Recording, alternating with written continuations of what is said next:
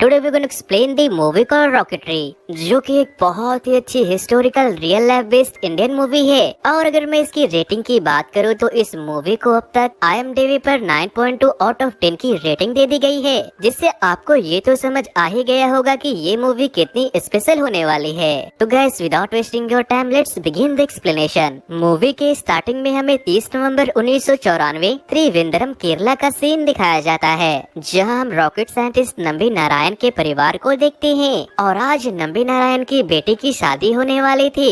सब कुछ as usual ठीक चल रहा था, लेकिन जब नंबी मंदिर में पूजा करने के बाद आरती लेने के लिए आगे बढ़ता है तो पुजारी आरती बुझा देते हैं और फिर पुलिस आकर नंबी को बहुत मारती है और उसे अपने साथ लेकर चले जाते हैं। नंबी के साथ साथ उसके घर वालों के ऊपर भी बहुत ज्यादा अत्याचार किए जा रहे थे। लेकिन आखिर ये सब क्यों हो रहा था वो अभी आपको थोड़े ही देर में पता चल जाएगा। अब हमें 19 साल के बाद 5 नवंबर 2013 का सीन दिखाया जाता है, जहां हमें एक वॉइस में ये बताया जाता है कि भारत ने अपने पहले ही प्रयास में मंगलयान को सफलतापूर्वक लॉन्च कर दिखाया, और वो भी उन कीमतों में जो कि एक हॉलीवुड साइंस फिक्शन मूवी के बजट से भी कम है। और ये ऐतिहासिक कारनामा नंबी नारायण के योगदान की वजह से ही पॉसिबल हुआ है। वॉइस ओवर के खत्म होते ही हमें नंबी नारायण को दिखाया जाता है, जो कि अब बहुत बूढ़े हो चुके थे। इतनी बड़ी कामयाबी हासिल करने के बाद आज उन्हें टीवी पर एक इंटरव्यू देने के लिए बुलाया गया था, और जो उनका इंटरव्यू लेने वाले थे वो कोई जर्नलिस्ट नहीं बल्कि खुद एक्टर शाहरुख खान थे। नंबी अपने इंटरव्यू में वो सारी बातें बताना चाहते थे जो उनके साथ हुआ था, जिस वजह से इंडिया की स्पेस एजेंसी इसरो कई साल पीछे रह गई। अपनी लाइफ की कहानी वो अपने बचपन से नहीं बल्कि विक्रम साराभाई से शुरू करते हैं। वो बताते हैं कि विक्रम साराभाई उनके गुरु थे, लेकिन उससे भी बढ़कर वो उनके पिता के समान थे, जिन्होंने कदम कदम पर उनका साथ दिया था। अब हमें 1969 का सीन दिखाया जाता है, जहां नंबी कुछ साइंटिस्ट के साथ मिलकर एक प्रोजेक्ट पर काम कर रहे थे। वो लोग बार बार अपने प्रोजेक्ट में फेल हो रहे थे, इसीलिए नंबी विक्रम साराभाई से कहते हैं कि हमें अभी भी ज्ञान की बहुत कमी है, इसीलिए हमें दूसरे देश जाकर सीखना चाहिए, क्योंकि इंडिया में रहकर ना ही सॉलिड, ना ही लिक्विड और ना ही क्रायोजेनिक इंजन बनाया जा सकता है। जिसके बाद वो बाहर के एक कॉलेज में एडमिशन के लिए अप्लाई कर देते हैं। नंबी लिक्विड प्रोपल्शन में एक्सपर्ट थे, इसीलिए उनका एडमिशन अमेरिका के प्रिस्टीन यूनिवर्सिटी में हो जाता है। नंबी अमेरिका के प्रिस्टीन यूनिवर्सिटी में जाकर अपने रिकॉर्ड समय में थीसिस यानी कि transient high energy sky and early universe की पढ़ाई पूरी करने वाले थे। वो अमेरिका जाकर अपने कॉलेज की क्लासेस अटेंड करना शुरू कर देते हैं, लेकिन जब वहाँ के प्रोफेसर उन्हें पढ़ा रहे होते हैं तो नंबी प्रोफेसर से कह देता है कि अभी आपने जो कुछ भी पढ़ाया है वो एकदम गलत है। जिस पर प्रोफेसर गुस्से में आकर नंबी से कहते हैं कि बुक में यही लिखा है, इसीलिए जो बुक में लिखा है मैं वही पढ़ाऊंगा, और अगर तुम्हें ऐसा लगता है कि तुम बुक लिखने वाले राइटर से ज्यादा जानते हो तो तुम उन्हें मेल करके इस गलती के बारे में बता सकते हो। जिसके बाद नंबी समझ जाता है कि ये प्रोफेसर उसके कोई काम का नहीं है। फिर उसके कॉलेज के कुछ दोस्तों से उसे पता चलता है कि जो थीसिस की पढ़ाई वो करने आया है उस थीसिस को सिर्फ एक ही प्रोफेसर पढ़ा सकते हैं, जिसका नाम क्रोको है। लेकिन प्रॉब्लम ये है कि प्रोफेसर क्रोको कॉलेज आते ही नहीं है, क्योंकि उनकी बीवी की अक्सर तबीयत खराब रहती है। इसीलिए वो घर पर ही रहना पसंद करते हैं ताकि वो अपनी बीवी का ख्याल रख सके। लेकिन नंबी को किसी भी हाल में थीसिस सीखना ही था, इसीलिए अगले ही दिन वो प्रोफेसर के घर पहुंच जाते हैं। प्रोफेसर के पूछने पर वो बताते हैं कि वो उनके पास थीसिस सीखने के लिए आए हैं, लेकिन प्रोफेसर क्रोको उसे सिखाने से मना कर देते हैं, क्योंकि उसे घर के सारे काम करने के साथ साथ खाना भी बनाना पड़ता था, और उसे खाना बनाना तो बिल्कुल भी नहीं आता था, जिस वजह से वो अपनी बीवी का ढंग से ख्याल भी नहीं रख पा रहा था। इसीलिए नंबी उनसे कहते हैं कि वो उनका खाना बनाने और घर की साफ सफाई करने में उनका साथ देंगे, जिसके बदले में वो उसे थीसिस सिखा दे। प्रोफेसर को ये आइडिया पसंद आ जाता है और वो मान जाते हैं। अगले ही दिन नंबी काम पर लग जाता है। यहाँ पर नंबी उन सभी का बहुत अच्छे से ख्याल रखता है और उसके बदले में वो प्रोफेसर उसे थीसिस सिखा देते हैं। कुछ दिनों बाद नासा को नंबी के टैलेंट के बारे में पता चल जाता है और नासा नंबी को एक बड़ा सा का ऑफर देते हैं और वो ऑफर इतना बड़ा होता है कि अगर नंबी की जगह पर कोई और होता तो शायद हाँ कर देता। ये सारी बातें वो सबसे पहले अपनी पत्नी मीना को बताते हैं और उनसे कहते हैं कि इंडिया में 5 साल काम करने के बाद उसे जो तनख्वाह मिलेगी यहाँ पर उसे 1 महीने में मिल जाएगी। इसके बावजूद भी वो नासा में काम करने से साफ इनकार कर देते हैं और फिर वो तुरंत ही इंडिया आकर अपने गुरु के साथ इसरो में काम करना शुरू कर देते हैं। नंबी ने अमेरिका से अपनी थीसिस तो कंप्लीट कर ली थी, लेकिन अभी भी वो एक चीज से मार खा रहे थे और वो था पैसा। और तो और अभी भी उन्हें कई सारे देशों में जाकर रॉकेट साइंस की रिसर्च करनी थी, लेकिन अब वो नासा तो जा नहीं सकते थे और चाइना और रसिया जाने का तो सोच भी नहीं सकते थे। इसीलिए अब बच गया था तो यूरोप, जिसके बाद नंबी रोल्स रॉयस के सीईओ से $400 मिलियन के प्लांट को मुफ्त में ही ले लेता है। क्योंकि नंबी का नेचर एकदम साफ था, इसीलिए वो उन्हें मना नहीं कर पाते। रोल्स रॉयस वालों ने उन्हें ये प्लांट इसलिए दे दिया था क्योंकि वो उनका किसी काम का नहीं था। नंबी बहुत खुश थे और ये बात वो अपने गुरु विक्रम साराभाई को बताना चाहते थे, लेकिन अचानक से उन्हें पता चलता है कि विक्रम साराभाई की आकस्मिक तरीके से मृत्यु हो चुकी है। ये बात सुनने के बाद नंबी बहुत ज्यादा उदास हो जाता है क्योंकि उसने पिता समान अपने गुरु को खो दिया था।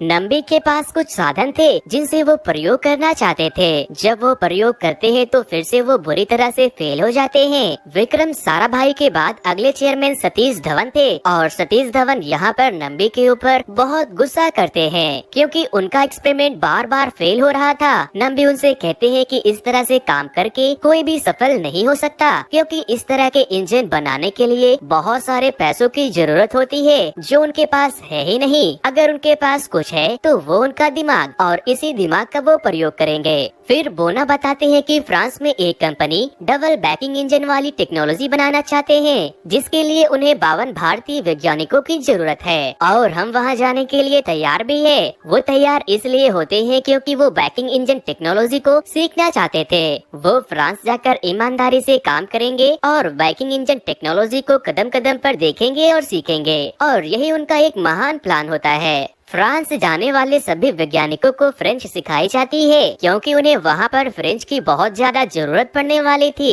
उन्हें वहाँ पर ज्यादा फ्रेंच बोलना नहीं बल्कि उन्हें सिर्फ सीखना था। उन्हें कदम कदम पर अपनी आंखें और कान खुले रखने हैं ताकि वो बैकिंग इंजन टेक्नोलॉजी को ठीक ढंग से सीख सके। कुछ दिनों के बाद नंबी फ्रांस के एक वैज्ञानिक से कहता है कि उनका इंजन बहुत ही कमजोर है क्योंकि वो इस प्रेशर को नहीं झेल पाएगा, लेकिन वो साइंटिस्ट ये मानने के लिए बिल्कुल भी तैयार नहीं था कि उनका इंजन इतना भी प्रेशर ना झेल पाए। इसीलिए वो साइंटिस्ट एक प्रयोग करता है जिसमें वो पूरी तरह से फेल हो जाता है और उस प्रॉब्लम को ठीक करने के लिए वो नंबी से मदद मांगता है। नंबी भी मान जाता है। दरअसल नंबी को ये प्रॉब्लम बहुत पहले से मालूम हो गया था, इसीलिए उसने पहले से ही सारी सेटिंग करके रखी थी। अब उस प्रॉब्लम को ठीक करने के लिए वो लोग इंडिया से उन्नी नाम के एक साइंटिस्ट को बुलाते हैं जो कि एक होनहार वैज्ञानिक था, और उन्नी ही था जो कि उस प्रॉब्लम को ठीक करने वाला था। एक तरफ उन्नी अपना काम ईमानदारी से कर रहा था, वहीं दूसरी तरफ नंबी के पास एक कॉल आता है जिसमें उसे बताया जाता है कि उन्नी के एकलौते बेटे की मृत्यु हो चुकी है। इसीलिए उन्नी के परिवार वाले ये चाहते हैं कि उन्नी तुरंत ही भारत आ जाए और अपने बेटे का अंतिम संस्कार करे। लेकिन नंबी उनसे कहता है कि मैं आपके दर्द को समझ सकता हूँ, लेकिन उन्नी को वहाँ नहीं पहुँचा सकता। जो होना था वो हो गया, लेकिन अब जो बचा है उसे कंप्लीट करना है। अगर उन्नी वहाँ पर पहुँचा तो वो कुछ नहीं कर सकता, लेकिन अगर उन्नी वहीं पर रहा तो वो हमारे देश को कई साल आगे पहुँचा सकता है और हमारे देश को एक उपलब्धि हासिल करा सकता है। कुछ दिनों के बाद उन्नी उस प्रॉब्लम को ठीक कर देता है, जिसके बाद उस प्रोग्राम पर जब टेस्ट किए जाते हैं तो वो पूरी तरह से सफल होते हैं। सभी लोग खुशी मना रहे होते हैं। वहीं दूसरी तरफ उन्नी को किसी दोस्त के द्वारा ये पता चल जाता है कि उसके एकलौते बेटे की मृत्यु हो चुकी है। ये बात सुनने के बाद उन्नी पूरी तरह से टूट जाता है। बेटे के गुजर जाने पर वो बहुत ज्यादा दुखी था, लेकिन उससे भी ज्यादा उसे दुख इस बात का था कि नंबी ने ये सारी बातें उससे छुपाई। इसीलिए वो गुस्से में आकर नंबी को एक थप्पड़ जड़ देता है और कहता है कि वो बहुत ही ज्यादा बेरहम इंसान है, वो उसे कभी भी माफ नहीं करेगा। कुछ दिनों के बाद सारे साइंटिस्ट इंडिया आ जाते हैं और इसरो आने के बाद सारे साइंटिस्ट उस इंजन को बनाने में लग जाते हैं। कई दिनों के मेहनत के बाद सारे साइंटिस्ट मिलकर उस इंजन को बना लेते हैं, लेकिन अभी भी एक बहुत बड़ी प्रॉब्लम थी और वो प्रॉब्लम ये था कि अभी भी उनके पास स्टैंड नहीं थे, क्योंकि इंजन से ज्यादा महंगा तो उसके स्टैंड बनाने का खर्च आ रहा था। इसीलिए फिर उन्हें इंजन की टेस्टिंग फ्रांस में करनी पड़ती है। फ्रांस में जाने के बाद सभी वैज्ञानिक यही सोचते हैं कि ये इंजन 40 से 45 सेकंड से ज्यादा नहीं चल पाएगा, लेकिन जब टेस्टिंग शुरू होती है तो ये रिकॉर्ड बन जाता है, क्योंकि वो इंजन 40 से 45 सेकंड नहीं बल्कि 185 सेकंड तक चल जाता है, जिसे देखकर सभी लोग हैरान हो जाते हैं, क्योंकि ऐसा इंजन आज तक नहीं बना था। और नंबी इस इंजन को विकास नाम देता है, लेकिन अभी भी नंबी का मिशन इनकम्प्लीट था, क्योंकि अभी भी उसे क्रायोजेनिक इंजन की जरूरत थी। कुछ दिनों के बाद नंबी को पता चलता है कि रशिया की इकोनॉमी पूरी तरह से डूब चुकी है और वो पूरी तरह से बर्बाद हो चुका है। हालत काफी खराब हो चुके थे, क्योंकि अमेरिका भी उनके खिलाफ थे। इसीलिए इसी बात का फायदा उठाकर नंबी रशिया पहुंच जाते हैं और उनसे क्रायोजेनिक इंजन की डील करते हैं। वो उन्हें 4 क्रायोजेनिक इंजन कम प्राइस में देने के लिए राजी हो जाते हैं, लेकिन यहाँ पर प्रॉब्लम ये हो जाती है कि वो खुद उन क्रायोजेनिक इंजन को एक्सपोर्ट नहीं कर सकते, क्योंकि अमेरिका उन पर नजर गड़ाए हुए था। तब नंबी ये प्लान बनाता है कि वो इंजन को सबसे पहले पाकिस्तान लेकर जाएंगे और फिर वहाँ से हिंदुस्तान, जिससे कि अमेरिका को उनके ऊपर शक नहीं होगा। जिसके बाद सभी लोग इस बात से एग्री करते हैं। इंजन की पैकिंग चल ही रही होती है, तभी अचानक से वहाँ पर एक रशियन साइंटिस्ट आती है और वो उनसे कहती है कि हमारे काम के बारे में अमेरिका को पता चल चुका है और वो किसी भी हाल में हमें रोकने जरूर आएंगे, इसलिए हमें जल्द से जल्द यहाँ से निकलना ही होगा। लेकिन अभी तक सिर्फ 3 इंजन ही पैक हुए थे और एक इंजन का पैक होना बाकी था। यहाँ पर वो साइंटिस्ट कहती है कि हम चौथे इंजन को किसी भी हाल में आप तक पहुँचाने का वादा करते हैं। फिर नंबी वो सारे इंजन को लेकर वहाँ से चले जाते हैं।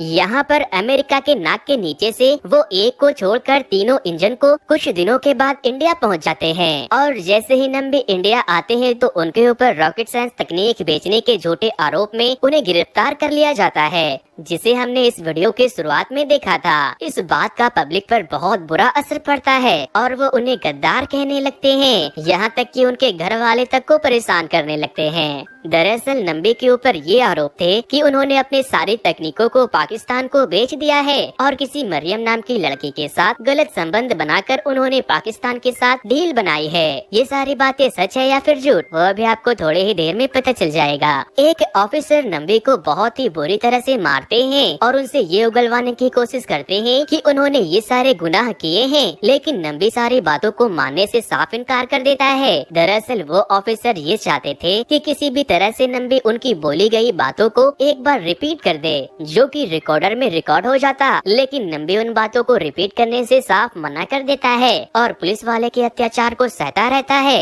वो उनसे कहते हैं कि वो अपने देश के साथ कभी भी गद्दारी नहीं कर सकते। फिर कुछ ही दिनों के बाद एक सीबीआई ऑफिसर नंबी के पास आते हैं और उनसे कुछ सवाल पूछते हैं। नंबी बताते हैं कि वो किसी भी मरियम नाम की लड़की को नहीं जानता। नंबी के ऊपर एक दूसरा आरोप ये भी था कि उसने इसरो के टेक्नोलॉजी को पाकिस्तान को बेच दिया है। नंबी उस सीबीआई ऑफिसर को बताते हैं कि जो टेक्नोलॉजी इसरो के पास है ही नहीं, वो टेक्नोलॉजी वो पाकिस्तान को कैसे बेच सकता है, और जिस डिजाइन की वो बात कर रहे हैं वो किसी भी बुक स्टोर में 200 रुपए में मिल सकती है। कुछ डिजाइन से कोई भी रॉकेट इंजन नहीं बना सकता। फिर वो सीबीआई ऑफिसर नंबी से ये भी कहते हैं कि तुम्हारे ऊपर ये आरोप भी है कि तुम 24 तारीख को मद्रास के किसी होटल में 2 लड़कियों के साथ थे। नंबी उन्हें बताता है कि 23 जनवरी को वो अपने एक दोस्त के अंतिम संस्कार पर था और 25 तारीख को वो अपने ग्रैंड डॉटर के बर्थडे पर था। उस 24 तारीख को वो त्रिवेंद्रम के इसरो में ही था। थोड़े दिनों के बाद नंबी को बेल मिल जाती है, लेकिन केस अभी भी जारी था। नंबी अपने घर पर आ जाता है, जहाँ पर उसकी वाइफ मीना का बहुत बुरा हाल था, क्योंकि वो इस तरह से अपने पति को और अपने परिवार को नहीं देख सकती थी, इसीलिए वो डिप्रेशन में जा चुकी थी। लेकिन पब्लिक ने उन्हें गद्दार मान लिया था था और उनके ऊपर गद्दारी का टैग भी लगा दिया था। इसीलिए अक्सर उनके घर पर पत्थर चलाए जाते थे और उनके पुतले जलाए जाते। हर जगह पर उनका विरोध किया जाता था, जिससे मीना की तबीयत और भी ज्यादा बिगड़ने लगी। और एक दिन तो हद ही हो गई। जब नंबी और मीना हॉस्पिटल से वापस लौट रहे थे तो वो एक ऑटो को हाथ देते हैं। ऑटो वाला रुक तो जाता है और उन्हें अपने साथ बैठा भी लेता है, लेकिन अचानक से वो ऑटो वाला उन दोनों को ऑटो से नीचे फेंक देता है। ये पल उनके लिए सबसे ज्यादा दर्दनाक पल था। कुछ दिनों के बाद नंबी फिर से इसरो ज्वाइन कर लेता है, लेकिन हालात अब पहले जैसी नहीं थी, क्योंकि कई सारे साइंटिस्ट इसरो छोड़ चुके थे। फिर नंबी सबसे कहते हैं कि वो अपने रॉकेट को मार्स तक भेज सकते हैं। वो बताते हैं कि वो क्रायोजेनिक इंजन का यूज ना करके वो विकास इंजन का यूज करेंगे, जिसे उन्होंने बनाया था, जो कि 150 सेकंड तक चल सकता है। और अगर वो और भी ज्यादा बढ़ जाए तो उन्हें क्रायोजेनिक इंजन की जरूरत ही नहीं पड़ेगी। इस तरह सालों की लगन और सालों की मेहनत के बाद 19 साल के बाद नंबी का मंगल पर पहुंचने का सपना सच हो जाता है और अरुण राम को इस मिशन का प्रोजेक्ट डायरेक्टर बनाया गया था। कुछ दिनों के बाद एक शादी के समारोह में नंबी की पूरी फैमिली जाती है, लेकिन यहाँ पर जो लोग होते हैं वो नंबी से ठीक ढंग से बात करना तो क्या, उन्हें देखना भी पसंद नहीं कर रहे थे। लेकिन नंबी को इन बातों से कोई भी फर्क नहीं पड़ता। वो इस शादी को एंजॉय करने का सोचते हैं। लेकिन थोड़ी देर के बाद नंबी के पास एक कॉल आता है और वो उन्हें बताते हैं कि वो इस केस को जीत चुके हैं। और जब ये बात नंबी और मीना सुनते हैं तो उनकी आंखों में आंसू आ जाते हैं, क्योंकि सालों बाद उन्हें इंसाफ मिला था और अब उनके ऊपर से गद्दारी वाला टैग भी मिट चुका था। नंबी बताते हैं कि वो इस केस को जीत चुके थे और उनकी भरपाई के लिए उन्हें 1 करोड़ रुपए दिए जाने वाले थे, लेकिन अभी तक उन्हें सिर्फ 10 लाख रुपए ही मिले थे। जिसके बाद शाहरुख खान उनसे कहते हैं कि इस देश ने जाने अनजाने में आपके साथ बहुत बुरा किया है, इसीलिए मैं पूरे देश की तरफ से आपसे माफी मांगना चाहता हूँ। नंबी नारायण शाहरुख खान से कहते हैं कि आप मुझसे माफी मत मांगिए, क्योंकि मैं आपको माफ नहीं करने वाला, क्योंकि अगर मैंने आपको माफ कर दिया तो ऐसा लगेगा जैसे कुछ हुआ ही नहीं था, जबकि मेरे साथ बहुत कुछ हुआ था। इसीलिए मैं तो किसी को माफ नहीं करने वाला, और अगर मैं निर्दोष हूँ तो फिर दोषी कौन है? इन सारे सवालों का जवाब जानना बहुत ही जरूरी था दोस्तों, क्योंकि कोई भी देश तब तक महान नहीं हो सकता जब तक उसे महान बनाने वाले लोगों की कदर न हो। आखिर में नंबी नारायण को पद्म भूषण से सम्मानित किया जाता है।